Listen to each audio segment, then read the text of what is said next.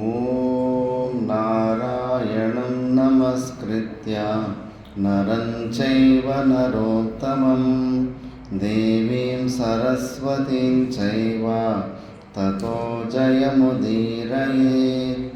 ಓಂ ಶಾಂತಿ ಶಾಂತಿ ಶಾಂತಿ. ನಾವು ಮಹಾಭಾರತದ ಆದಿಪರ್ವದಲ್ಲಿ ವಿಚಾರ ಮಾಡ್ತಿದ್ವಿ. ಆದಿಪರ್ವತದಲ್ಲಿ ನಾವು ಸಮುದ್ರ ಮಂಥನ ವಿಷಯ ಬಂದಿತ್ತು. ಇದು ಸ್ಟೋರಿ ಹಿಂದ್ಗಡೆಯಿಂದ ಸ್ಟೋರಿ ಒಳಗಡೆ ಬಂದ್ಬಿಟ್ಟಿದೆ. ಇವಾಗ ರುರು ಅವ್ರ ತಂದೆ ಪ್ರಮತಿ ಹತ್ರ ಈ ಪ್ರಶ್ನೆ ಕೇಳ್ತಾನೆ. ಶಾಪಗ್ರಸ್ತವಾದ ದುಂಡುಬ ಎಂಬ ಸರ್ಪ ಇದ್ನಲ್ಲ, ಅವನು ಈ ಸಮುದ್ರ ಮಂಥನ ವಿಷಯದ ಬಂದಾಗ, ವನಿತೆ ಕದ್ರುಗಳ ವಿಷಯ ಬಂದಾಗ, ಜನ್ಮೇಜಯನ ಯಾಗದಲ್ಲಿ ಸರ್ಪಗಳೆಲ್ಲ ನಾಶ ಆಗಲಿ ಅಂತ ಶಾಪ ಇಟ್ಟಿದ್ದ ವಿಷಯನ ಟಾಪಿಕ್ ಎತ್ತಿದ್ದಕ್ಕೆ ಹೌದಾ ಅಂದ್ಬಿಟ್ಟಿದ್ದನು. ಮತ್ತು ಜನ್ಮೇಜಯನ ಸರ್ಪ ಯಾಗದ ಬಗ್ಗೆ ಕುತೂಹಲ ಹುಟ್ಟುತ್ತೆ ಅವನಿಗೆ. ಮತ್ತು ಆ ಕುತೂಹಲದಲ್ಲಿ ಉತ್ತರ ಕೊಡ್ತಾ ಅವ್ರ ತಂದೆ ಸ್ವಲ್ಪ ಉತ್ತರ ಕೊಡೋಕ್ಕೆ ಆರಂಭ ಮಾಡ್ತಿದ್ರೆ ಅದರಲ್ಲಿ ಸಮುದ್ರ ಮಂಥನದ ವಿಷಯ ಬರುತ್ತೆ. ಸಮುದ್ರ ಮಂಥನದ ಬಗ್ಗೆ ಡೀಟೇಲಾಗಿ ನಾವು ತಿಳ್ಕೊಂಡ್ವಿ. ಈಗ ಮತ್ತೆ ಸ್ಟೋರಿ ಕದ್ರು ಮತ್ತು ವಿನಿತೆಯರದು ಆ ಸ್ಟೋರಿಗೆ ಮತ್ತೆ ವಾಪಸ್ ಬರ್ತಾಯಿದ್ದೀವಿ. ಇಬ್ಬರು ಕಶ್ಯಪನ ಹೆಂಡತಿಯರು ಈಗ ಬೆಟ್ಟಿಂಗ್ ಕಟ್ಕೊಂಡ್ಬಿಟ್ಟಿದ್ದಾರೆ. ಆ ಸಮುದ್ರ ಮಂಥನ ಸಮಯದಲ್ಲಿ ಉಚ್ಚೈಶ್ರವ ಎಂಬ ಕುದುರೆ ಉತ್ಪತ್ತಿ ಆಗಿದ್ದನ್ನು ನೋಡಿಬಿಟ್ಟು ಅದರ ಬಾಲ ವೈಟಿಗಿದೆ ಅಂದ್ಬಿಟ್ಟು ವನಿತೆ, ಇಲ್ಲ ಕಪ್ಪಗಿದೆ ಅಂದ್ಬಿಟ್ಟು ಕುದ್ರು ಮತ್ತು ಸರಿ ಬೆಟ್ಟಿಂಗ್ ಮತ್ತು ಹೋಗಿ ನೋಡ್ಕೊಂಬರೋಣ ಅಂದ್ಬಿಟ್ಟು ಅಲ್ಲಿ ಹೋಗಲಿಕ್ಕೆ ತಯಾರಾಗ್ತಾರೆ. ಅಷ್ಟರಲ್ಲಿ ಅದಕ್ಕೆ ಮುಂಚೆನೇ ಕದ್ರು ಮಕ್ಕಳನ್ನು ಕರೆದು ಬಿಟ್ಟಿದ್ದನು. ನೀವು ಹೋಗಿ ಆ ಬಾಲನ್ನೆಲ್ಲ ಸುತ್ತಕೊಂಡು ಅದನ್ನು ಕಪ್ಪಾಗಿ ಕಾಣೋ ಥರ ಮಾಡಿ ಅಂತ ಕೇಳಿದ್ರೆ ಅವ್ರು ಒಪ್ಪೋದಿಲ್ಲ. ಇದು ಅಧರ್ಮದ, ಯಾಕಂದರೆ ಕಶ್ಯಪನ ಸಂತಾನ ಅವರಲ್ಲೂ ಸ್ವಲ್ಪ ಧರ್ಮ ಅಧರ್ಮದ ವಿಚಾರ ಬರುತ್ತೆ. ಅದಕ್ಕೆ ನನ್ನ ಮಾತು ನೀವು ಕೇಳೋದಿಲ್ಲ ಅಂದ್ಬಿಟ್ಟು ಶಾಪ ಆಗಿಬಿಡ್ತಾರೆ. ನೀವು ಜನ್ಮೇಜಯನ ಯಾಗದಲ್ಲಿ ಹೋಗ್ಬಿಟ್ಟು ಎಲ್ಲ ನಾಶ ಆಗಿಬಿಡ್ರಿ ಅಂದ್ಬಿಟ್ಟು ಸ್ವಂತ ಮಕ್ಕಳಿಗೆ ತಾಯಿ ಶಾಪ ಹಾಕ್ಬಿಟ್ಟಿರೋದು. ಎಲ್ಲ ಸಂಬಂಧಗಳು ಕೂಡ ಕ್ಯಾಲ್ಕುಲೇಟಿವೇ ಅಂತ ತೋರಿಸೋದಕ್ಕೆ ಈ ದೃಷ್ಟಾಂತನ ಹೆಚ್ಚು ಬಳಸ್ತಾ ಇರ್ತಾರೆ. ಇನ್ನೂ ಒಂದು ಎರಡು ಮೂರು ದೃಷ್ಟಾಂತಗಳು ತೋರಿಸ್ತಾ ಇರ್ತಾರೆ. ಎಲ್ಲ ಜಾಗದಲ್ಲೂ ಅಷ್ಟೇ ಪ್ರೀತಿ ಅನ್ನೋದು ಅನುಕೂಲತೆ ಇರೋ ತನಕನೇ ನಮ್ಮ ಮನಸ್ಸನ್ನು ನಾವು ವಿಚಾರಣೆ ಮಾಡ್ತಾ ಇರಬೇಕು. ನಮಗೆ ಅನುಕೂಲವಾಗಿ ಯಾರದಿದ್ದರೆ ಅವರೆಲ್ಲರೂ ಒಳ್ಳೆಯದು, ನಮಗೆ ಪ್ರತಿಕೂಲವಾಗಿ ಯಾರೆಲ್ಲ ಇರ್ತಾರೋ ಅವರೆಲ್ಲ ಕೆಟ್ಟವರು ಅಂತ ಮನಸ್ಸು ಬೇಗ ಡಿಸೈಡ್ ಮಾಡಿಬಿಡುತ್ತೆ. ಇದರಿಂದ ನಾವು ನ್ಯೂಟ್ರಲ್ ಆಗಿರಬೇಕು. ಇದೆಲ್ಲ ಮನಸ್ಸಿನ ತತ್ವ ಅಷ್ಟೇ ಅಂದ್ಬಿಟ್ಟು. ಮತ್ತು ಇದರಲ್ಲಿ ಬ್ರಹ್ಮನ ಆಶೀರ್ವಾದ, ಈ ಶ್ರಾಪದಲ್ಲೂ ಕೂಡ ಬ್ರಹ್ಮನೇ ಆ ಕದ್ರುವಿನ ನಾಲಿಗೆಯಲ್ಲಿ ಸರಸ್ವತಿ ದೇವಿಗೆ ಪ್ರಾರ್ಥನೆ ಮಾಡಿರ್ತಾನೆ. ಆ ಥರ ಶಬ್ದಗಳು ಬರಲಿ ಆಕೆ ಬಾಯಿಂದ ಅಂದ್ಬಿಟ್ಟು. ಯಾಕಂದರೆ ಪ್ರಕೃತಿಯನ್ನು ಎಕೋಸಿಸ್ಟಮನ್ನು ಮೇಂಟೈನ್ ಮಾಡ್ಕೋಬೇಕು. ಆಗ ಹಾವುಗಳು ಸಿಕ್ಕಾಪಟ್ಟೆ ಬಲವಂತ ಹಾವುಗಳು ಜಾಸ್ತಿ ಸಂಖ್ಯೆ ಹಾಕ್ಬಿಟ್ಟು ಸಿಕ್ಕಾಪಟ್ಟೆ ಮಿಸ್ಬ್ಯಾಲೆನ್ಸ್ ಆಗ್ತಾ ಇರುತ್ತೆ. ಅದಕ್ಕೆ ಹಾವುಗಳು ಸಾಯಲೇಬೇಕಾದಂಥ ಪರಿಸ್ಥಿತಿ ಬರುತ್ತೆ. ಅದಕ್ಕೆ ಅದು ಶಾಪ ಒಳ್ಳೆಯದೇ ಅಂದ್ಬಿಟ್ಟಿದ್ದೀನಿ. ಮತ್ತು ಸರಿ ಅಂತ ಇವಾಗ ಆ ಬೆಟ್ಟಿಂಗಲ್ಲಿ ನಮ್ಮ ಮಕ್ಕಳು ಅದು ತಪ್ಪಂತ ಗೊತ್ತಿದ್ದರೂ ಕೂಡ ಅವ್ರಿಗೆ ಶಾಪಕ್ಕೂ ಗುರಿ ಆದರು. ಮತ್ತು ಸರಿ ಬಿಡು, ಹೆಂಗೂ ಶಾಪಕ್ಕೆ ಗುರಿ ಆಗಿದ್ದೀವಿ, ಇನ್ಯಾಕೆ ನಮ್ಮ ತಾಯಿ ಮಾತು ಕೇಳೋದಂತ ಸುಮ್ಮನೆ ಇರೋಕ್ಕಾಗಲಿಲ್ಲ. ಅವು ಎರಡು ವಿಷಯ. ಒಂದು, ಅಯ್ಯೋ ನಮ್ಮ ತಾಯಿ ಮತ್ತು ದಾಸಿ ಆಗಿಬಿಡ್ತಾಳೆ, ಅದನ್ನು ನಾವು ನೋಡಿ ಸಹಿಸೋದಕ್ಕಾಗೋದಿಲ್ಲ. ಅದೊಂದು ಎಮೋಷ್ನಲ್ ಮನಸ್ಸಲ್ಲಿ ಎಲ್ರಿಗೂ ಮಕ್ಕಳಿಗೆ ಇದಾಗ್ತಾ ಇರುತ್ತೆ. ಇನ್ನೊಂದು ಹೆದರಿಕೆ ಕೂಡ. ಅಯ್ಯೋ ನಮ್ಮ ತಾಯಿ ಮತ್ತು ದಾಸಿ ಆಗಿಬಿಟ್ರೆ ಈಗಲೇ ಏನೂ ಆಗ್ದಿರನೇ ಕೋಪ ಬಂದು ಈಗ ಶಾಪ ಇಟ್ಟಿದ್ದಾಳೆ, ಮತ್ತು ದಾಸಿ ಆಗಿ ಅಲ್ಲಿ ಬರೋ ದುಃಖದಿಂದ ಕೋಪ ಬಂದರೆ ನಮ್ಮನ್ನು ಭಸ್ಮನೆ ಮಾಡಿಬಿಡ್ತಾಳೆ ಅಂದ್ಬಿಟ್ಟು ಹೆದರಿಕೆಯಿಂದ ಕೂಡ, ಹೆದರಿಕೆ ಮತ್ತು ಎಮೋಷನ್ ಎರಡರಿಂದನೂ ಸರಿ ಅಂತ ಅದು ಇವರಿಬ್ಬರು ಹೋಗಿ ಆ ಕುದುರೆ ಹತ್ತಿರಕ್ಕೆ ಹೋಗಿ ನೋಡೋದಕ್ಕೆ ಮುಂಚೆನೇ ಹಾವುಗಳೆಲ್ಲ ಹೋಗ್ಬಿಟ್ಟಿದ್ದನು. ಬಾಲದಲ್ಲೆಲ್ಲ ಅಲ್ಲಿ ಕಚ್ಕೊಂಡು ಅದು ಕಪ್ಪು ಬಾಲ ಥರ ಇದ್ದಂಗೆ ಇದು ಮಾಡಿಬಿಡ್ತವೆ. ಸರಿ ಅಂತಿನ ಬೆಟ್ಟಿಂಗಲ್ಲಿ ವನಿತೆ ಸೋತೋಗ್ಬಿಟ್ಟು ದಾಸಿ ಆಗಿಬಿಡ್ತಾಳೆ. ದಾಸಿ ಆಗಿಬಿಟ್ರೆ ಕುದ್ರು ಎಲ್ಲೆಲ್ಲಿ ಹೋಗ್ಬೇಕು ಅಲ್ಲೆಲ್ಲ ವನಿತೆ ಹೋಗ್ತಾ ಇರಬೇಕು. ವನಿತೆದನ್ನು ಒಂದು ಮೊಟ್ಟೆಯಲ್ಲಿ ಅರುಣ ಬೇಗ ಆತರದಿಂದ ಮೊಟ್ಟೆನ ಬೇಗ ಹೊಡೆದಿದ್ದಕ್ಕೆ ಹ್ಯಾಂಡಿಕ್ಯಾಪ್ಟ್ ಆಗಿಬಿಟ್ಟಿರ್ತಾನೆ. ಅರುಣ ಒಂದು ಶಾಪ ಹಾಕಿರ್ತಾನೆ ವನಿತೆಗೆ. ಈಗ ನೋಡಿದ್ರೆ ಇದು ಮೋಸದಿಂದ ಈ ಆಟದಲ್ಲಿ ಸೋತೋಗ್ಬಿಟ್ಟು ದಾಸಿ ಆಗಿಬಿಟ್ಟಿರ್ತಾಳೆ. ಅಂದರೆ ಅಸೂಯೆ ಬುದ್ಧಿಯಿಂದ ಏನೆಲ್ಲ ಅನರ್ಥಗಳಾಯಿತು ವನಿತೆಗೆ ಅಂತ. ಸರಿ ಅಂದ್ಬಿಟ್ಟಿದ್ದು ಮತ್ತು ಒಂದು ಮೊಟ್ಟೆಯನ್ನು ಅಲ್ಲೇ ಬಿಟ್ಬಿಟ್ಟು ಹೋಗ್ಬಿಟ್ಟಿರ್ತಾಳೆ. ಆ ಮೊಟ್ಟೆಯಲ್ಲೇ ಗರುಡ ಇರ್ತಾನೆ. ಮತ್ತು ಸ್ವಲ್ಪ ಸಮಯ ಆದಮೇಲೆ ತಾನು ಗರುಡ ಹೊರಗಡೆ ಬರ್ತಾನೆ. ಹೊರಗಡೆ ಅಷ್ಟಕ್ಕೆ ಮುಂಚೆ ಇವರಿಬ್ಬರು ಕುದುರೆಯನ್ನು ಅಲ್ಲಿ ನೋಡೋದಕ್ಕೆ ಹೋಗ್ತಾ ಇರ್ತಾರಲ್ಲ. ಸಮುದ್ರ ತುಂಬ ದೊಡ್ಡದಿರುತ್ತೆ. ಸಮುದ್ರ ಮಾರ್ಗದ ಮೇಲೆ ಆಕಾಶ ಮಾರ್ಗದಲ್ಲಿ ಕದ್ರು ಮತ್ತು ವನಿತೆ ಹೋಗ್ತಾ ಇರ್ತಾರೆ. ಸಮುದ್ರದಲ್ಲೆಲ್ಲ ಏನೆಲ್ಲ ಕಾಣಿಸುತ್ತೆ ಅನ್ನೋದೆಲ್ಲ ಸ್ವಲ್ಪ ವಿವರಣೆ ಇದೆ. ಅದನ್ನು ಸ್ವಲ್ಪ ಓದಿ ತಿಳ್ಕೊಳ್ಳೋಣ. ಅದು ಸ್ವಲ್ಪ ದೂರ ಹೋದ ಮೇಲೆ ಅಲ್ಲಿ ಜಲನಿಧಿಯಾದ ಸಮುದ್ರವನ್ನು ನೋಡ್ತಾರೆ. ಸಮುದ್ರ ತುಂಬ ವಿಶಾಲ ಆಗಿರುತ್ತೆ. ಮತ್ತು ವಾಯುವಿನ ಸತತ ವೇಗದಿಂದ ಎಲ್ಲ ಅದು ತರಂಗಗಳು ಬರ್ತಾ ಇರ್ತವೆ. ತಿಮಿಂಗಿಲಗಳಿರ್ತವೆ, ಮೀನುಗಳು. ತಿಮಿಂಗಿಲದು ಡೆಫಿನೇಷನ್ ಇರುತ್ತೆ. ತಿಮಿಂಗಿಲ ಗಿಲ ಅಂತೆಲ್ಲ 2-3 ವೆರೈಟಿ ಇರುತ್ತೆ ದೊಡ್ಡ ಆಕಾರದಲ್ಲಿ. ಅವೆಲ್ಲ ಕೆಲವು ಅಂತ ಆಗಿದೆ, ಈಗಲೂ ಕೆಲವು ಇದ್ದಾವೆ ತಿಮಿಂಗ್ಗಳು. ಹೆಚ್ಚು ಕಡಿಮೆ ಈ ಊರಿನ ಅರ್ಧ ಸೈಜಲ್ಲಿ ಕೂಡ ಇರ್ತವೆ. ಅಷ್ಟು ದೊಡ್ಡ ತಿಮಿಂಗ್ಳು ಇರ್ತವೆ. ಒಂದು ಬಾಲದಿಂದ ಹೊಡೆದ್ರೆ ಬೋಟು ಉಲ್ಟಾ ಆಗಿಬಿಡ್ಬೇಕು. ಮತ್ತು ಅವು ಮ್ಯಾಮಲ್ಸ್ ಅಂದರೆ ಮನುಷ್ಯರ ಥರ. ನಮಗೆಲ್ಲ ಏನೆಲ್ಲ ಪಾರ್ಟ್ಸ್ ಇರ್ತಾವೆ ಅವೆಲ್ಲ ಪಾರ್ಟ್ಸ್ ಇರ್ತವೆ. ಅದಕ್ಕೆ ಅವುಗಳ ಬುದ್ಧಿ ಏನು ತೀಕ್ಷ್ಣ ಇರುತ್ತೆ ಗೊತ್ತಾ. ಡಾಲ್ಫಿನ್ಸು ಮತ್ತು ತಿಮಿಂಗಗಳು ಎರಡಕ್ಕೂ ಮನುಷ್ಯರ ಥರ ಹಾರ್ಟು, ಲಿವರು ಎಲ್ಲ ನಮ್ಮ ಥರನೇ ಒಳಗಡೆ ಪಾರ್ಟ್ ಇರುತ್ತೆ. ಅದಕ್ಕೆ ಅವು ದೊಡ್ಡ ವೇಲ್ ಏನಾದರೂ ಇದು ನೆಟ್ಟೆಲ್ಲೇನೋ ಸಿಕ್ಕಾಕೊಂಡ್ಬಿಟ್ಟಿದ್ರಾಗ ಮರಿ ವೇಲ್ ಬಂದುಬಿಟ್ಟು ಅಲ್ಲಿ ಜನರು ಬೋಟಲ್ಲಿದ್ರಾಗ ಹೆಲ್ಪ್ ಕೇಳುತ್ತೆ. ಡಿಸ್ಕವರಿ ಚಾನಲಲ್ಲೆಲ್ಲ ಆವಾಗ ನೋಡಿ ಹೆಲ್ಪ್ ಕೇಳಿ ಮನುಷ್ಯನ ಕರ್ಕೊಂಡು ಹೋಗ್ಬಿಟ್ಟು ಅವ್ರ ತಾಯಿನ ರಕ್ಷಣೆ ಮಾಡ್ಕೊಂಡ್ಬಿಡ್ತಾವೆ. ಅಷ್ಟು ಬುದ್ಧಿ ಇರುತ್ತೆ. ಡಾಲ್ಫಿನ್ ಕೂಡ ಅಷ್ಟೇ. ಡಾಲ್ಫಿನ್ ಮನುಷ್ಯರ ಸಮುದ್ರದಲ್ಲಿ ಬಿದ್ದೋಗ್ಬಿಟ್ರೆ ಬೆನ್ನ ಮೇಲೆ ಕೂಡಿಸ್ಕೊಂಡು ಅವರನ್ನು ಕಾಪಾಡಿ ದಡಕ್ಕೆ ಸೇರಿಸುತ್ತೆ.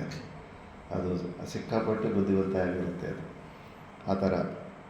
ಮತ್ತು ಭಯಂಕರವಾಗಿರೋ, ವಿಕಾರವಾಗಿರೋ, ಘೋರವಾಗಿರೋ, ಉಗ್ರವಾಗಿರೋ ಎಲ್ಲ ಜಲಚರಗಳು, ವಿಚಿತ್ರವಾದ ಪ್ರಾಣಿಗಳೆಲ್ಲ ನೋಡ್ಕೊಂಡು ಹೋಗ್ತಾ ಇರ್ತಾರೆ. ಮತ್ತು ದೊಡ್ಡ ದೊಡ್ಡ ಆಮೆಗಳು. ನೀವು ದೊಡ್ಡ ಸೈಜ್ ಆಮೆ ಎಷ್ಟು ನೋಡಿರ್ತೀರಿ? ಎಷ್ಟು ದೊಡ್ಡ ನೋಡಿರ್ತೀರ? ಅಷ್ಟೇನಾ? ನೀವು ನಾನು ಸುಮಾರು ಒಂದು 10 ಫೀಟು ಮುಂದೆ, ಹಿಂಗೊಂದು 8 ಫೀಟು ಇಲ್ಲೇ ವೃಂದಾವನದಲ್ಲೇ ನೋಡಿದ್ದೀನಿ. ವೃಂದಾವನದಲ್ಲಿ ಯಮುನಾ ನದಿಯಲ್ಲೇ ನೋಡಿದ್ದೀನಿ ಅಂತ. ಅಷ್ಟು ದೊಡ್ಡ ಸೈಜಲ್ಲಿರ್ತಾವೆ ಆಮೆಗಳು. ಮತ್ತು ಪೂರಿ ಸಮುದ್ರ ತಟದಲ್ಲಿ ಕೂಡ ಅಲ್ಲಿ ಕೂಡ ದೊಡ್ಡ ಸಣ್ಣ ಎಲ್ಲ ಬರ್ತಾ ಇರ್ತವೆ. ದೊಡ್ಡ ಸೈಜಲ್ಲಿ ಇರ್ತಾವೆ ಆಮೆಗಳು. ಮತ್ತು ಮೊಸಳೆಗಳು, ಸರ್ವರತ್ನಗಳು, ರತ್ನಗರ್ಭ ಅಂತಾರೆ ಸಮುದ್ರದಲ್ಲೆಲ್ಲ ಡೈಮಂಡ್ಸು ಅವು ಇವು ಸಿಕ್ಕಾಪಟ್ಟೆ ತುಂಬಿದಾವೆ ಅಂದ್ಬಿಟ್ಟು. ಮತ್ತು ಸಕಲ ನದಿಗಳು ಅಧಿಪತಿಯಾಗಿದ್ದು ಸಮುದ್ರವನ್ನು ಎಲ್ಲ ಸೇರಲ್ಲಿ ಲಯ ಆಗ್ತಾ ಇರ್ತವೆ. ಮತ್ತು ಬಡಬಾಗ್ನಿ, ಇದು ವಾಲ್ಕೆನಸ್ ಕೂಡ ಮಧ್ಯದಲ್ಲಿ ಬರ್ತಾ ಇರುತ್ತೆ. ಆ ವಾಲ್ಕೆನಸ್ ಹೊಡೆದಾಗಲೇ ಭೂಕಂಪಗಳು ಅವು ಇವು ಎಲ್ಲ ಬರೋದು ಸಮುದ್ರದಲ್ಲಿ ವಾಲ್ಕೆನಸ್ ಬಂದಾಗ. ಮತ್ತು ಅಸುರರಿಗೂ ಕೂಡ ಆಶ್ರಯವಾಗಿರ್ತಂತೆ. ಅಸುರರು ಕೂಡ ಸಮುದ್ರದಲ್ಲಿ ಆಶ್ರಯ. ಸಕಲ ಪ್ರಾಣಿಗಳಿಗೆ ಭಯಂಕರನಾದ ಶುಭ್ರನಾದ ಸಮುದ್ರನನ್ನು ನೋಡ್ತಾರಂತೆ. ಮತ್ತು ಇವೆಲ್ಲ ಅಲ್ಲಿ ಸಮುದ್ರ ಮಂಥನದಲ್ಲಿ ಏನೆಲ್ಲ ಸೀನ್ ನಡೀತಾ ಇರುತ್ತೋ ಆ ಸೀನನ್ನೆಲ್ಲ ಕೂಡ ನೋಡ್ಕೊಂಡು ಹೋಗ್ತಾ ಇರ್ತಾರೆ. ಮಂಗಳದಾಯಕನಾದ ದೇವತೆಗಳಿಗೆ ಅಮೃತವನ್ನಿತ್ತು ಅಪ್ರಮೇಯನಾದ ಅಚಿಂತ್ಯನಾದ ಪುಣ್ಯ ಜಲ ಸಮೃದ್ಧಿಯಿಂದ ಕೂಡಿರುವ ಬಹುಘೋರನಾದ ಜಲಚರಗಳ ಅನವರತಾದ ಶಬ್ದಗಳಿಂದ ರೋದನಾಗಿ ಕಾಣುತ್ತಿರುವ ಭಯಂಕರವಾದ ಶಬ್ದದಿಂದ ಕೂಡಿರುವ ಸಮುದ್ರನ ವರ್ಣನೆ. ಸರ್ವ ಪ್ರಾಣಿಗಳಿಗೂ ಭಯಂಕರನಾದ ಸಮುದ್ರ ರಾಜನನ್ನು ಕೂದಲು ವಿನತೆಯರು ವಿಸ್ಮಯದಿಂದ ನೋಡ್ತಾ ಇರ್ತಾರಂತೆ. ಮತ್ತು ಗಾಳಿಯ ಸಹಾಯದಿಂದ ತೀರ ಪ್ರದೇಶವನ್ನು ಅಪ್ಪಳಿಸುವ ಸ್ವಭಾವವುಳ್ಳ ಸರ್ವದಾ ಕ್ಷೋಭೆಗೊಳ್ಳುತ್ತಲ್ಲ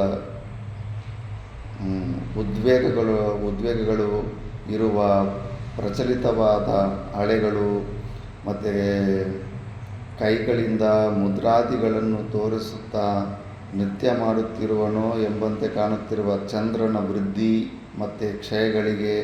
ಚಂದ್ರನ ವೃದ್ಧಿ ಆಗ್ತಾಯಿದ್ದಾನೆ, ಕ್ಷಯ ಆಗ್ತಾಯಿದೆ. ಶುಕ್ಲ ಪಕ್ಷ, ಕೃಷ್ಣ ಪಕ್ಷ ಅಂದರೆ ಇವರು ಹೋಗ್ತಾ ಇರೋ ಮಾರ್ಗದಲ್ಲಿ ಅಷ್ಟು ಉದ್ದದ ಮಾರ್ಗದಲ್ಲಿ ಹೋಗ್ತಾ ಇದ್ದಾರೆ ಇವರು. ಉಚ್ಚೈಶ್ರವ ಅಂದ್ರಾಗ ಅಷ್ಟು ದೂರದಲ್ಲಿ ಎಲ್ಲೋ ಆಕಾಶದಲ್ಲಿ ಕಾಣಿಸ್ತಾ ಇರ್ತಾನಲ್ಲ, ಅವನ ಹತ್ರ ಹೋಗುವಷ್ಟರಲ್ಲಿ ಒಂದು ಶುಕ್ಲ ಪಕ್ಷ ಅಂದರೆ ಒಂದು ಮಾಸ ಅಲ್ಲೇ ಆಗೋಗ್ಬಿಟ್ಟಿರುತ್ತೆ ಜರ್ನಿನಲ್ಲಿ. ಮತ್ತು ಚಂದ್ರನ ವೃದ್ಧಿ ಕ್ಷಯಗಳನ್ನು ನೋಡ್ತಾ ಇರ್ತಾರೆ. ಪಾಂಚಜನ್ಯವೆಂಬ ದಿವ್ಯ ಶಂಖದ ಜನಕನಾದ ಅತ್ಯಂತ ಶ್ರೇಷ್ಠನಾದ ರತ್ನಾಕರನನ್ನು, ಪಾಂಚಜನ್ಯ ಅನ್ನೋದು ಶ್ರೀಕೃಷ್ಣನು ಯೂಸ್ ಮಾಡ್ತಾನೆ, ಅದು ಸಮುದ್ರ ರಾಜನೇ ಅದನ್ನು ಉತ್ಪನ್ನ ಮಾಡಿರ್ತಾನೆ. ಇದನ್ನೆಲ್ಲ ನೋಡ್ತಾರೆ. ಮತ್ತು ಒಳಗೆ ಸೇರಿದ್ದ ಭೂಮಿಯ ಮೇಲೆ ತರಲು ವರಾಹರೂಪಿಯಾದ ಭಗವಂತನಾದ ಗೋವಿಂದನಿಂದ ಅಲ್ಲೋಲ ಕಲ್ಲೋಲಗೊಳಿಸಲ್ಪಟ್ಟ ಸಮುದ್ರವನ್ನು ಕದ್ರು ವಿನತೆಯರು ಕೌತುಕದಿಂದ ವೀಕ್ಷಿಸ್ತಾರಂತೆ. ವರಾಹ ರೂಪನ ತಾಳಿರುವಂಥ ಆ ರೂಪನೂ ನೋಡ್ತಾರಂತೆ. ಮತ್ತು ಅತ್ರಿ ಮಹರ್ಷಿಯೊಮ್ಮೆ ತಲವನ್ನು ಕಂಡುಹಿಡಿಯಬೇಕೆಂಬ ಉದ್ದೇಶದಿಂದ ಸಮುದ್ರದೊಳಗೆ 100 ವರ್ಷಗಳ ಕಾಲ ಸಂಚಾರ ಮಾಡಿದನು.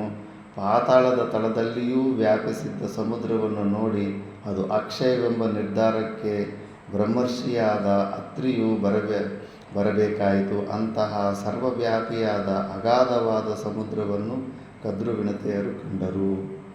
ಅಂದರೆ ಸಮುದ್ರದ ವರ್ಣನೆ, ಅದರ ಆಳ ಯಾರು ತಿಳ್ಕೊಂಡಿಲ್ವಂತೆ. ಶಾಸ್ತ್ರದಲ್ಲಿ ಪುರಾಣದಲ್ಲಿ ಏನೆಲ್ಲ ವರ್ಣನೆ ಬರ್ತದೆ ಸಮುದ್ರ, ಈ ಭೂಗೋಳದಲ್ಲಿರೋ ಸಮುದ್ರದ ಬಗ್ಗೆ ಎಲ್ಲ ಮಾತಾಡ್ತಾ ಇರೋದು. ನಾವು ಎಲ್ಲಿ ಮಿಲ್ಕಿ ವೇ ಗ್ಯಾಲಾಕ್ಸಿಯಲ್ಲಿ ಒಂದು ಧೂಳು ಕಣ ಥರ ಇದೆ ಅಷ್ಟೇ ನಮ್ಮದು ಪೃಥ್ವಿ. ಇನ್ನೂ ಎಷ್ಟೋ ಸೂರ್ಯಮಂಡಲಗಳು, ಎಷ್ಟೋ ಚಂದ್ರಮಂಡಲಗಳಿದ್ದಾವೆ. ಇವೆಲ್ಲವನ್ನು ಆಧಾರ ರೂಪದಲ್ಲಿ ಯಾವುದೋ ಒಂದು ದೊಡ್ಡ ಸಮುದ್ರ ಇರಬೇಕು. ಶಾಸ್ತ್ರದ ವರ್ಣನೆ ಪ್ರಕಾರ ಅದೇ ನಿಜವಾದ ಸಮುದ್ರ. ಇದು ಸಣ್ಣ ಸಮುದ್ರ, ನಾವಿರುವಂಥ ಸಮುದ್ರ ಇದು ಸಣ್ಣ ಸಮುದ್ರ. ಇದ್ರದ್ದು ಮೆಜರ್ಮೆಂಟು ತಿಳ್ಕೊಂಬಿಟ್ಟಿದ್ದಾರೆ ಸೈಂಟಿಸ್ಟುಗಳು, ಉದ್ದ ಅಗಲ ಏನು ಅನ್ನೋದು. ಬಟ್ ನೀರಿನ ಒಳಗಡೆ ಹೋಗಿ ತಿಳ್ಕೊಳ್ಳೋದಿಲ್ಲ. ಸರ್ಕಲಿಂದ ತಗೊಂಡ್ಬಿಟ್ಟು ಮ್ಯಾಥಮೆಟಿಕ್ಸಿಂದ ತಿಳ್ಕೊಂಡಿದ್ದಾರೆ. ಆಳದಲ್ಲಿ ಹೋಗೋದಕ್ಕಾಗೋದಿಲ್ಲ. ಸಬ್ಮರೀನ್ ಕೂಡ ಅಷ್ಟೇ, ಮ್ಯಾಕ್ಸಿಮಮ್ ಎಷ್ಟು 8 ಕಿಲೋಮೀಟ್ರ್ ಅಷ್ಟೇ ಹೋಗಿದ್ದಾರೆ ಅಷ್ಟೇ ಒಳಗಡೆ. ಅದಕ್ಕಿಂತ ಒಳಗಡೆ ಹೋದ್ರೆಗನ ಫುಲ್ಲು ಘನೀಭೂತವಾಗಿರುತ್ತಂತೆ, ಮೂಮೆಂಟ್ ಹೋಗೋದೇ ಇಲ್ಲಂತೆ. ಕದಲೋದು ಕೂಡ ಐಸ್ ಗಡ್ಡೆ ಥರ ಅಷ್ಟು ಸ್ಟ್ರಾಂಗು, ಡೆನ್ಸಿಟಿ ಅಷ್ಟು ಸ್ಟ್ರಾಂಗ್ ಇರುತ್ತೆ ಒಳಗಡೆ. ಅದಕ್ಕಿಂತ ಆಳವಾಗಿನೂ ಯಾರು ಹೋಗಿ ನೋಡೇ ಇಲ್ಲ ಸಮುದ್ರದಲ್ಲಿ ಏನಿರುತ್ತೆ ಅಂದ್ಬಿಟ್ಟು. ಅಷ್ಟು ಗಂಭೀರವಾದಂಥ ಸಮುದ್ರ ಅದು. ಮತ್ತು ವಜ್ರಾಯುಧ ಘಾತದ ಭೀತಿಯಿಂದ ಸಂತ್ರಸ್ತನಾಗಿದ್ದ ಮೈನಾಕ ಪರ್ವತಕ್ಕೆ ಅಭಯಪ್ರದನಾದ ದೇವತೆಗಳ ಪೆಟ್ಟನ್ನು ತಾಳಲಾರದೆ ಹಾಹಾಕಾರ ಮಾಡುತ್ತಾ ಓಡಿ ಬಂದ ರಾಕ್ಷಸರಿಗೂ ಕೂಡ ಆಶ್ರಯ ಸ್ಥಾನನಾದ ಸಮುದ್ರ ರಾಜನನ್ನು ನೋಡ್ತಾರೆ ಇವರಿಬ್ಬರು. ರಾಕ್ಷಸರು ಕೂಡ ಅಲ್ಲೇ ಹೋಗಿ ಬಚ್ಚಿಟ್ಕೊತಾರೆ. ಮತ್ತು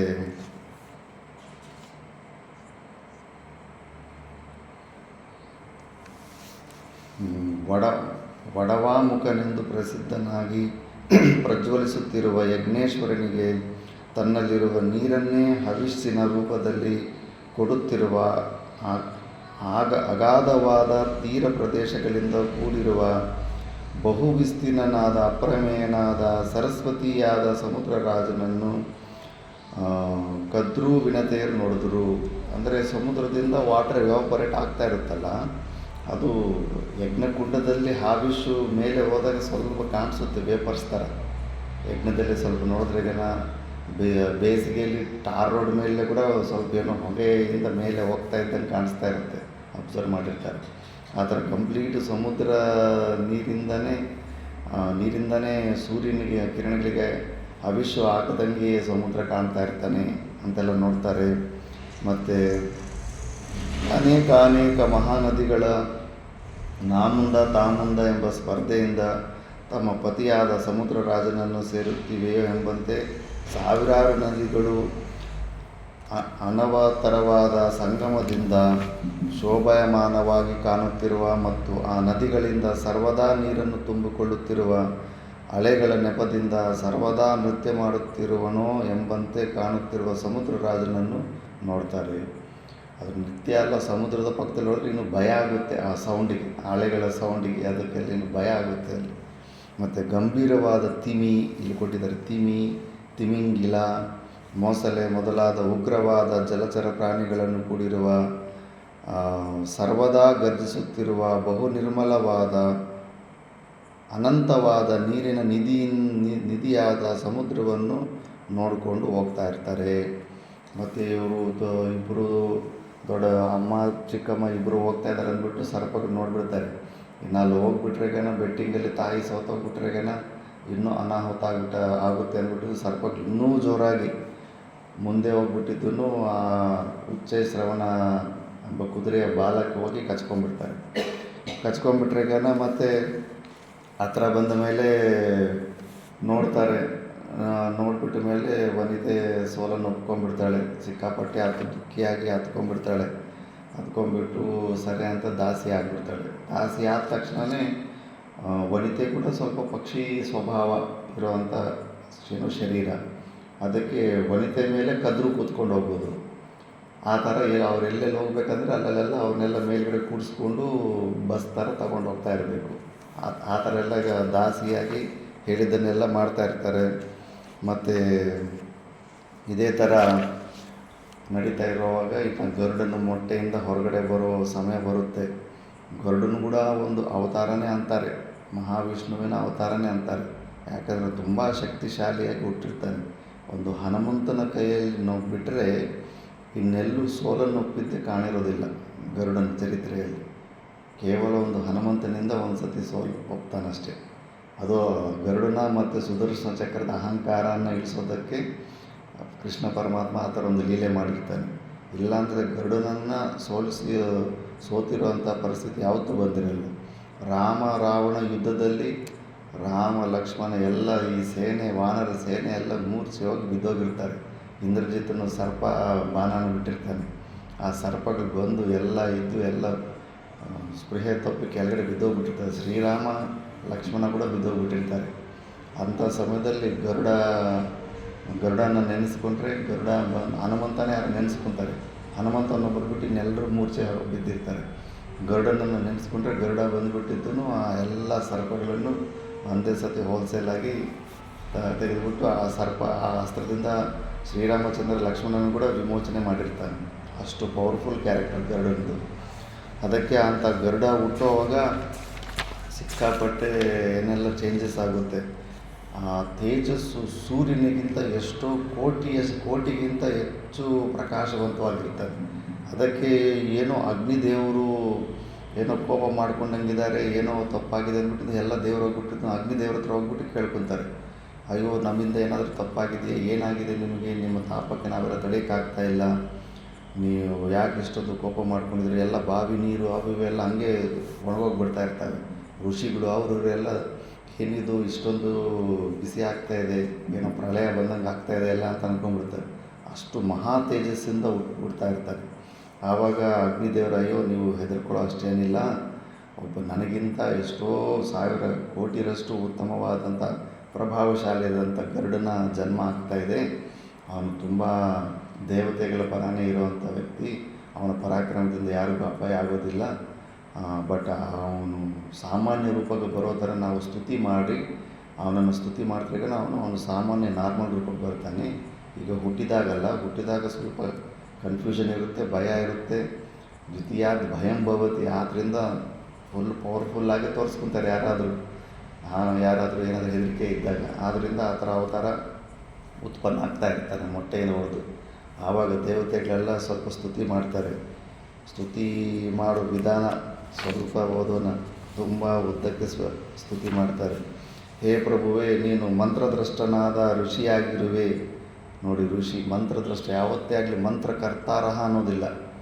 ವೇದಗಳನ್ನು ಯಾರೂ ಬರೆದಿರೋದಿಲ್ಲ, ವೇದ ಮಂತ್ರಗಳಿಗೆ ಕರ್ತ ಇರೋದಿಲ್ಲ, ಕೇವಲ ದ್ರಷ್ಟ ಅಷ್ಟೇ. ಮಂತ್ರಗಳನ್ನು ನೋಡಿರ್ತಾರೆ ಅಷ್ಟೇ. ಋಷಿಗಳು ಲಿಪಿಬದ್ಧದಲ್ಲಿ ಏನೆಲ್ಲ ಪುಸ್ತಕದಲ್ಲಿ ನಮಗೆ ಸಿಗ್ತಾ ಇದೆಯೋ ಅವರು ಓನ್ ಕ್ರಿಯೇಟ್ ಮಾಡಿರೋದಲ್ಲ. ಆಲ್ರೆಡಿ ಪ್ರಕೃತಿನಲ್ಲಿ ಆ ಶಬ್ದರಾಶಿ, ವೇದ ಶಬ್ದರಾಶಿ ಇದೆ. ಅದನ್ನು ಅವ್ರು ಕಂಡುಕೊಂಡು ಅವರು ಲಿಪಿಬದ್ಧದಲ್ಲಿ ಬರೀತಾರೆ ಅಷ್ಟೇ. ಈಗ ಫಾರ್ಮುಲಾಸ್ ಇದ್ದಂಗೆ E=mc² ಅಂತ ಎನರ್ಜಿ ಇಕ್ವೇಷನ್ಸ್ ಅವು ಇವು ಎಲ್ಲ ಇರ್ತವೆ. ಅವು ಸೈಂಟಿಸ್ಟ್ಗಳು ಅದು ಪ್ರಕೃತಿನಲ್ಲಿ ಎಡ್ವಿನ್ನು ಕಂಡುಕೊಳ್ಳೋದಕ್ಕಿಂತ ಮುಂಚೆನೂ ವಿದ್ಯುತ್ ಶಕ್ತಿ ಇತ್ತು ಪ್ರಪಂಚದಲ್ಲಿ. ಅವನೊಬ್ಬ ಋಷಿನೇ ಸೈಂಟಿಸ್ಟ್ ಅಂದರೆ, ಅವನೊಬ್ಬ ಋಷಿನೇ ತಪಸ್ವಿ. ಅವನದನ್ನು ತತ್ವನ ತಿಳ್ಕೊಂಡಿದ್ದಾನೆ, ಅದು ಹೊರಗಡೆ ಪ್ರಕಾಶಕ್ಕೆ ಬಂದಿದೆ. ವೇದ ಕೂಡ ಅಷ್ಟೇ. ಇವೆಲ್ಲವೂ ಕೂಡ ಎಲ್ಲ ಹಂಗೆ ಸ್ವಾಭಾವಿಕ ರೂಪದಲ್ಲಿ ಪ್ರಕೃತಿಯಲ್ಲಿ ಇದ್ದಾವೆ. ನೀನು ಯೋಗ್ಯನಾಗಿ ಅದನ್ನು ನೋಡುವಷ್ಟು ಸಾಮರ್ಥ್ಯ ಬಂದಾಗ ನಿನಗೆ ಸ್ವಯಂ ಅವೆಲ್ಲ ಕಾಣಿಸ್ತವೆ. ಆ ಥರನೆಲ್ಲ ವೇದಗಳ ಲಿಪಿಬದ್ಧದಲ್ಲಿ ಋಷಿಗಳು ನೋಡಿರೋದು. ಅಂತ ನೀನು ಮಂತ್ರದ್ರಷ್ಟ ಋಷಿಯಾಗಿರುವೆ ಅಂತ ಸ್ತುತಿ ಮಾಡ್ತಾವ್ರೆ. ನೀನು ಮಹಾಭಾಗನು, ದೇವತೆ ನೀನು, ಪಕ್ಷಿಗಳಿಗೆಲ್ಲ ರಾಜನಾಗಿರುವೆ, ಪಕ್ಷಿರಾಜ ಅಂತಾರೆ. ನೀನು ಪ್ರಭು, ಲೋಕಕ್ಕೆ ತಾಪವನ್ನುಂಟು ಮಾಡುವ ಸೂರ್ಯನೂ ನೀನೇ ಆಗಿರುವೆ. ಪರಮೇಷ್ಠಿಯು ಮತ್ತು ಪ್ರಜಾಪತಿಯು ನೀನೇ. ಇಂದ್ರ, ಹಯಗ್ರೀವ, ಶಿವ ಇವರೆಲ್ಲರೂ ನೀನೇ. ಜಗತ್ತಿಗೆ ಒಡೆಯನೂ ನೀನೇ. ನೀನು ಬ್ರಹ್ಮನ ಮುಖರೂಪನಾಗಿರುವೆ. ವರ್ಣದಲ್ಲಿ ಬ್ರಾಹ್ಮಣನು ನೀನೇ. ಅಗ್ನಿ ಮತ್ತು ವಾಯು ಎರಡೂ ನೀನೇ ಆಗಿರುವೆ.